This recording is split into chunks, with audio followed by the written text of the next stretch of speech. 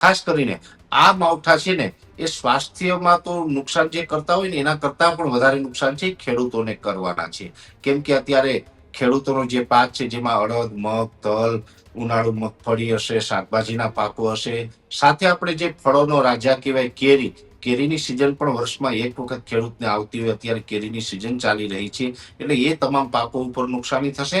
સાથે અત્યારે મેં તો ઘણા બધા દ્રશ્યો આપના ન્યૂઝના માધ્યમથી જે પ્રમાણે જોયા છે એ મુજબ યાર્ડોની અંદર પણ આજે જેવી રીતે આજે 4 તારીખના રોજ પણ વરસાદની શરૂઆત થઈ અને ખેડૂતોનો કરોડો રૂપિયાનો માલ જે છે આજે અનેક સેક્ટરોની અંદર પલળી અને નુકસાન પામ્યો છે. આ પણ ખૂબ દુઃખદ વાત છે. અંતે તો આ કુદરતી છે, પણ હું તો આપના માધ્યમથી તંત્રને અને જે યાર્ડના ચેરમેનો હોય વગેરે દરેક જે અધિકારીઓ છે એને હું તો આપના માધ્યમથી એક અપીલ એ પણ કરું છું.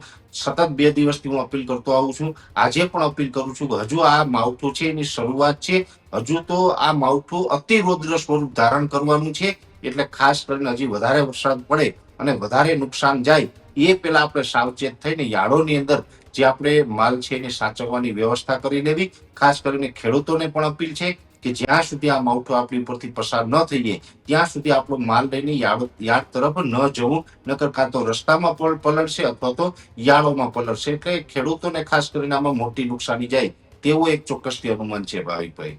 પરેશભાઈ, છેલ્લે એ પણ સમજવું છે કે જે પાકનું વાવેતર કરી દીધું છે, સમજી લે કે 50% જેટલું વાવેતર થઈ ગયું છે, 50% થઈ જાય એટલે એમને ઉપાડીને સીધું માર્કેટ યાર્ડમાં દેવાનું છે ખેડૂતોએ.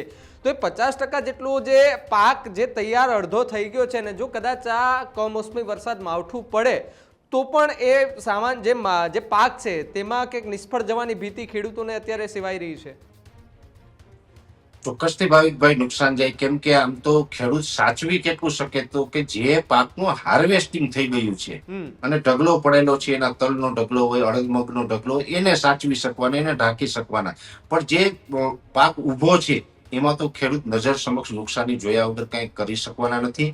ખાસ કરીને જે અત્યારે આ માવઠું પડવાનું છે, એક તો અત્યારે જે પાક ઉભો છે એને તાપમાનની જરૂર હોય એની જગ્યાએ ઠંડુ હવામાન મળશે, ઉપરથી માવઠું પડશે, વરસાદ પડશે. એટલે આને કારણે એમાં ડિઝીઝ આવતી હોય, જેમાં ખાસ કરીને ફાઇટોપ્થોરા નામની એક ડિઝીઝ આવે છે, એ પણ વધવાની શક્યતાઓ છે. ને ફાઇટોપ્થોરા આવશે તો જે ઉભો પાક છે એમાં અડદ, મગ, તલ હોય વગેરે પાક છે એ એકદમ લીલો સુકાય અને છોડ બળી જાય. આવી સમસ્યાઓ પણ આ માવઠા પછી થશે. એટલે ખાસ કરીને નુકસાની છે અનેક પ્રકારે ખેડૂતને ઉભા પાકમાં પણ થવાની છે અને પાક જે યાર્ડોમાં પડેલો છે એમાં પણ ચોક્કસથી નુકસાની થશે.